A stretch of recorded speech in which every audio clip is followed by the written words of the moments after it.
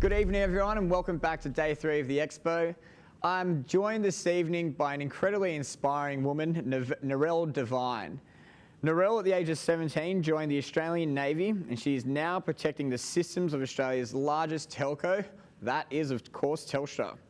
She's responsible for the cybersecurity, operations, intelligence, risk, governance, compliance, and development and engagement. She's essentially the gatekeeper to all our privacy and our security. Obviously, this is a huge task, a huge job, and she's quite an interesting woman. Narelle, welcome to Year 13's Expo. Thanks for having me. So there's a bit to unpack here. Tell me, Narelle, what was finishing school like for you, and what were some of the subjects that you chose to lead you to now be head of such an incredible job with Telstra? So finishing up school, I wanted to be in the Navy from about the time I was 15. So I was going through recruiting and kind of knew that's where I would love to land if I managed to get through all of the study and get through Year 12 to get a spot at the Defence Academy. I really just chose subjects that I knew were kind of in a way foolproof. So, I did the very traditional path. I did the double maths, physics, chemistry, biology, English, path. So it was really about keeping every door open at that point. So I knew what I wanted to do, but I didn't really have a clear path after that. Like thought I'd be in the Navy forever, to be honest. I kind of went there.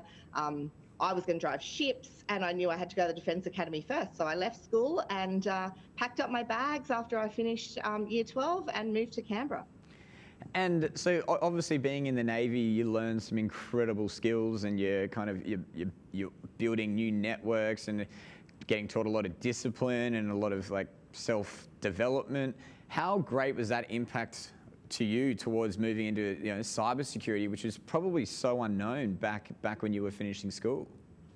Yeah, so, computing really wasn't a thing. I did, when I got to the academy, I did do information systems as one of the courses. So it was there was computer science information systems back then, but it was very new. But I also did English. So I actually did my bachelor's degree majoring in English and information systems, which is kind of a pretty big jump to cyber right now. But again, this is all about choices when you go. So when I went to the academy, I desperately wanted to do a science degree. That's kind of what I had my heart set on. But I went in and I only got into an arts degree. So I went in and did my arts degree. And at the end of the first year, I had a theory that I was going to transfer. I was still going to do science. It was going to be great. So I took a lot of sciencey subjects in that first year again.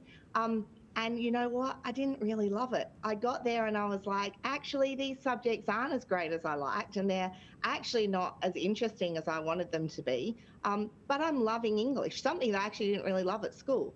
And I'm actually, loving that side of it. So I transferred. It's actually how I did information systems, because I started off, as I said, wanting to do all the science subjects. The only way I could graduate if I wanted to stay in arts by the end of first year because of my poor subject choices were to double major in English and information systems. So I was almost locked into it.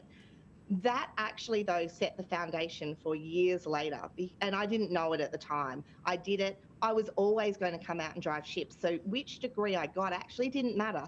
The military's kind of view around the Defence Academy is all about learning to learn. It is around that discipline.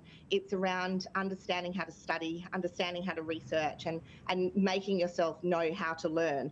So it didn't matter which degree I got. So that was the path I took. I then went and drove ships, and then 10 years later down the track, when I was like, I think I want to do a master's degree, what could I study? And I was really interested still in computing. I was able to get into that master's degree in computing because I had information systems as a backing. I'd also been pushed down a path of communications in Navy, again because of that information systems bent in my degree, all things that I had not planned for when I left school. Can you run me through, obviously being a young female going into the Navy, not 100% sure of what you were going to be doing there, where it was going to be taking you, now into a role which is so heavily focused in science, technology, and like STEM as an industry, and something which I think a lot of us hear the buzzword of cybersecurity and data analysis, but no one really knows what that means. Can you give me a run through about kind of that pathway and what your day-to-day job looks like now? Yeah, absolutely. And I think it's a super important question because cyber is seen a little bit as this dark art and this mysterious thing. And sometimes there are elements of that, but there's a lot of it that's not. And it's really great to be able to get out and talk about it so people know what they're getting into. STEM is super important. It will set you up to do any of the really analytical tasks in cyber. So there are analysts that sit there, they look at all of the alerts that come through around what's going on in the network. They kind of chase things. You've got to be really curious and you've got to have that really creative bent to you to be able to follow these leads and to be able to see what's happening in the network. So you do have to understand the networks and you need to be able to understand some of the code for those particular roles. But there are a whole bunch of roles in cyber that are not STEM related. They're things like putting together the training packages that roll out. That you need to understand a little bit about what's going on. But actually the more important skill in that role is being able to communicate and being able to write.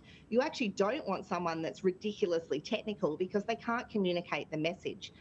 The intelligence field, again, it's a really mixed bag. So there's people that look at the geopolitical intelligence piece. It's really about reading and understanding what's going on around the world and therefore which criminal groups might be targeting who and how that might play out is quite interesting. But there's also a technical side of that as well. When we see things and people that are really deeply technical can go and chase them.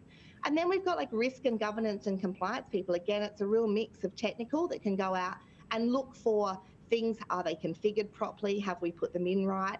Do we need to change them? How should we build them? Very technical type roles.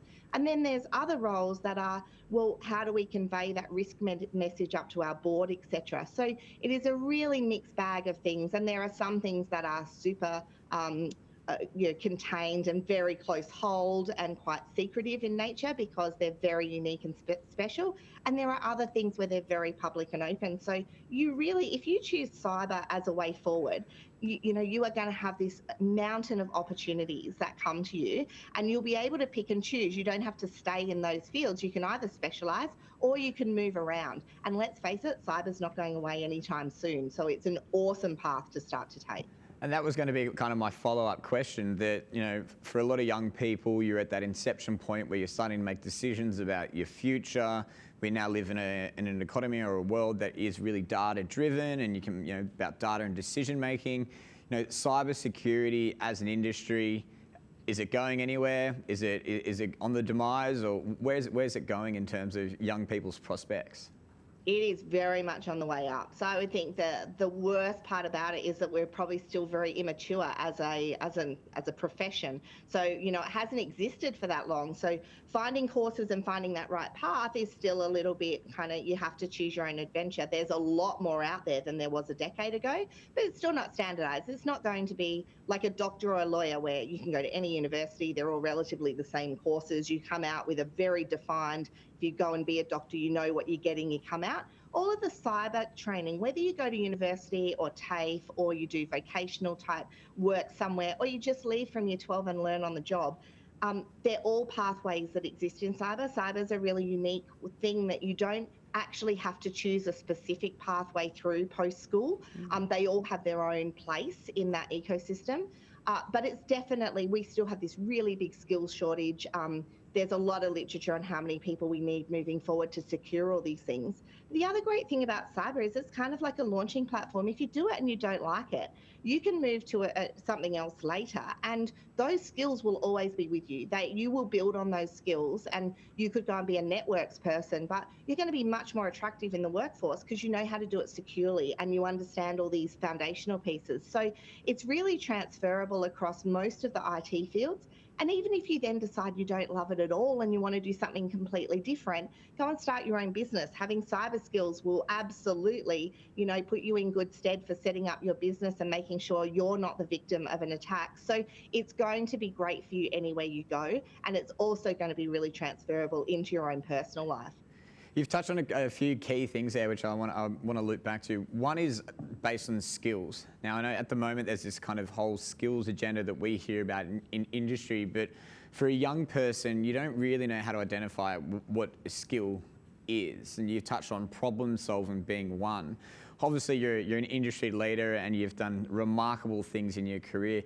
What skills do you look for in a person or a young person when providing opportunities?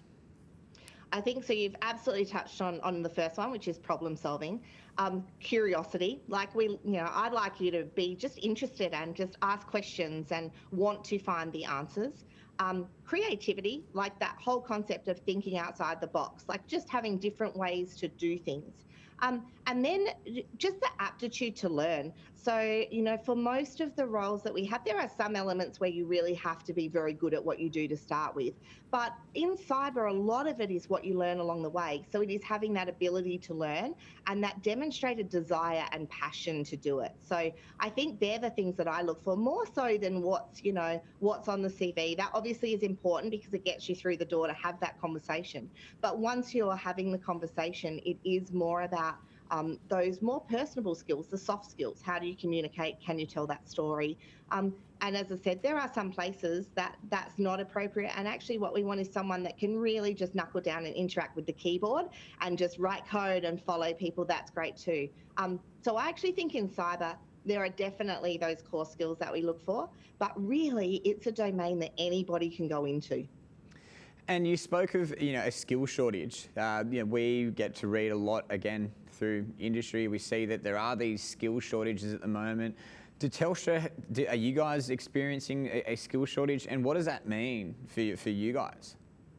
So I think, we're in a period of growth for cyber in Telstra, and as are nearly every company across Australia. We're not on our own there. And we do have a skills shortage. It's about trying to find those people that are trained that can come straight in. And there is a little bit of a balance. So we are very fortunate that we're big, so we can do a little bit of train our own. But there is definitely looking for skilled people with the experience and the background. It's tough. Everybody's looking for the same people right now. And for those companies and those areas that are smaller, that don't have maybe the ability to train their own because they don't have enough space to do that in their workforce structure, that's really tough. So I think for us, it does impact us, looking for really good people that have the experience. But when you put it into the context, again, this domain's only existed for like a decade or so in its true form. So looking for people with 20 years experience, you're not going to get it. This is a great time to be entering cyber as a school leaver because they're not people out there with decades of experience aren't competing against you. There isn't anybody that exists with that skill. Well, I think it's one of the exciting things that we're going through. It's often spoke about, this fourth industrial revolution. We look at how we're doing this interview now. We're doing it via, correspondence, and this wasn't really available kind of 3-4 years ago, and it wasn't the norm. But now it's become so regular in our lives, and the impact which technology is having, that it provides people with these new industries. How much has technology become? How important, is technology now to Telstra, and where's it going into the future? Oh, I mean, it's ridiculously important for Telstra. It's the core of our business, right? We're a digital business, and we're really looking to continually transform the way people are connected. So it's really the cornerstone of everything that we do. But for the cyber arm, I mean, that keeps us employed. Wherever there's opportunity in technology, there's risk and there's threat. So as we build out all of these things, there are opportunities in our team to secure them, to look at new ways of securing them, to look at making sure playbooks that currently exist are implemented correctly. But I think absolutely our reliance on technology, not just in the business realm, but in our whole economy, is huge. So, if these networks go down, if you think about how many things now are interconnected, I would challenge people to think of anything that doesn't require some form of backhaul into the internet. There's not much out there that's left anymore that doesn't have some relationship with someone else.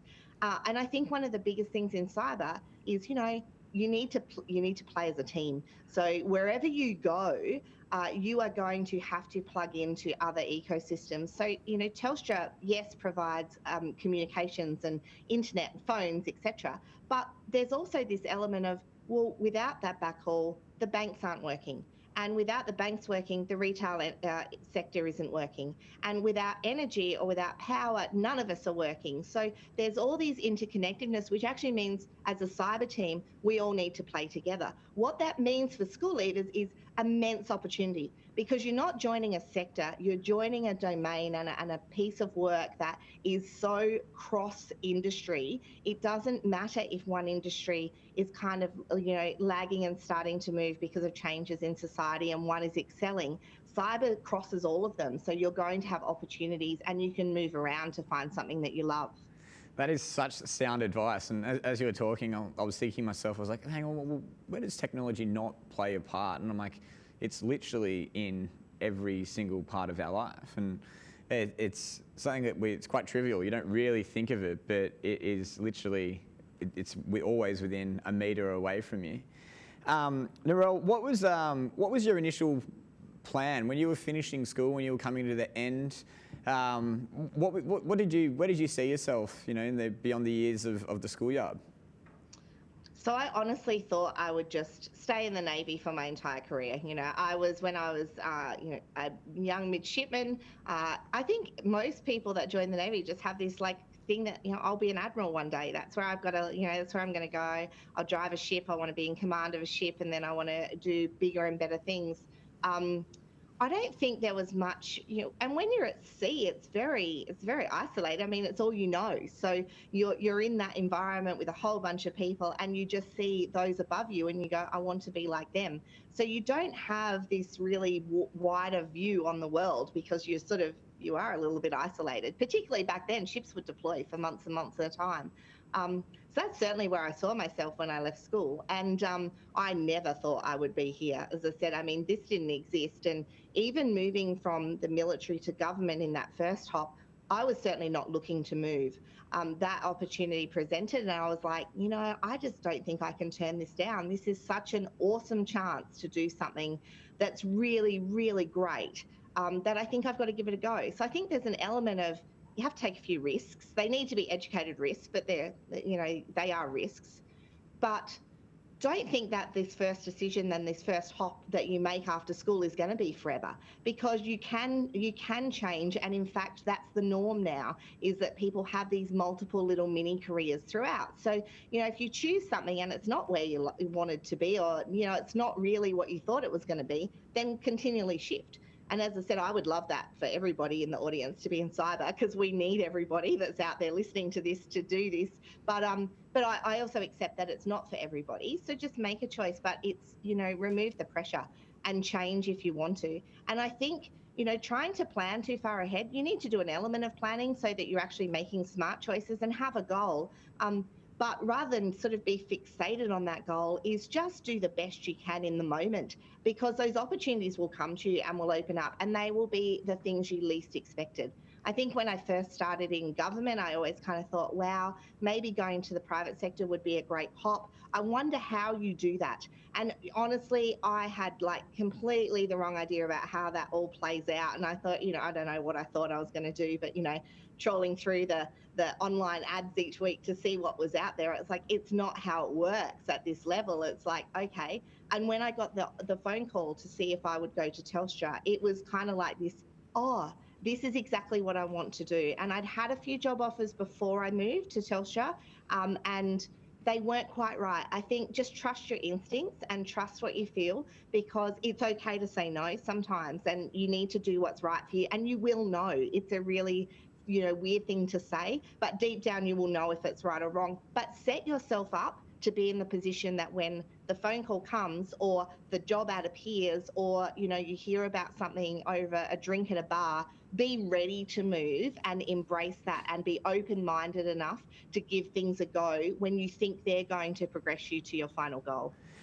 Narelle, you're quite inspiring, and I find everything you said there, I really resonated with, and kind of took my own motivation from it. And there was a question which came through as you were speaking there, saying, Narelle, is it hard being a female in tech in such an industry which is so unknown and predominantly male at the moment? Not at all.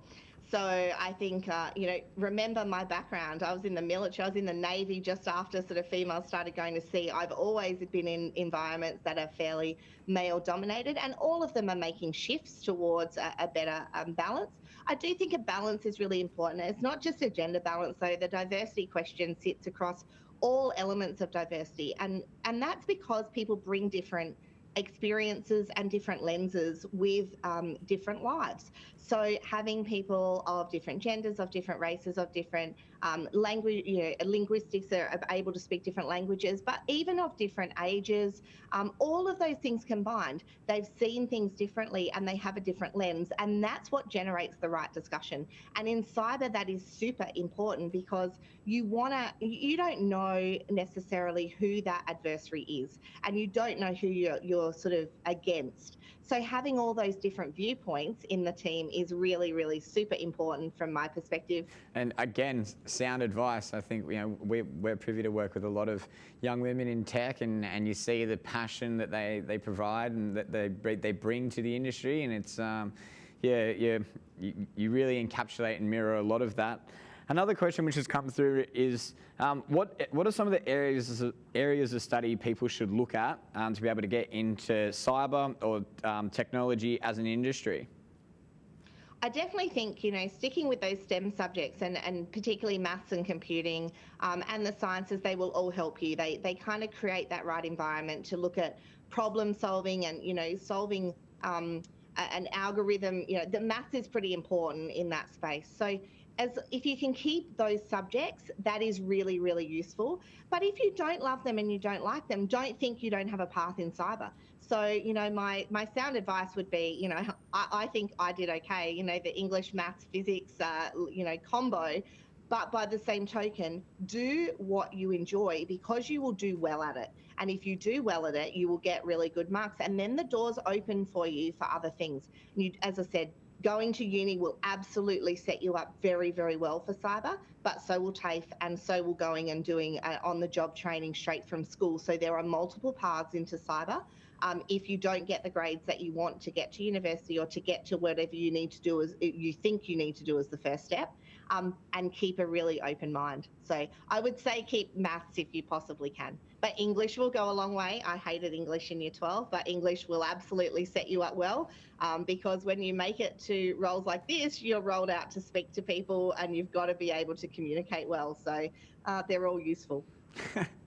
And so we're almost polar opposites because maths was certainly not one of my strengths, but English was. And now in my role, most days, we're using mathematics and analysing data and algorithms. And but the thing is, it's something that's important to me, and it's passion driven. And so I've been able to learn on the job and be able to develop those skills. And I think it's one of the things that a lot of people kind of get caught up in, thinking that they have to know all the answers. But if something is important to you, you'll find a way to make it work. Narelle, you were saying that you've got a young daughter who is going through school at the moment. What do you hope the future looks like for her as she transitions through those years? Honestly, I hope that there are things like this for her when she gets to the later part of her schooling, and we certainly will provide her advice because we're her parents, and she will ignore us probably because we're her parents, as will my son.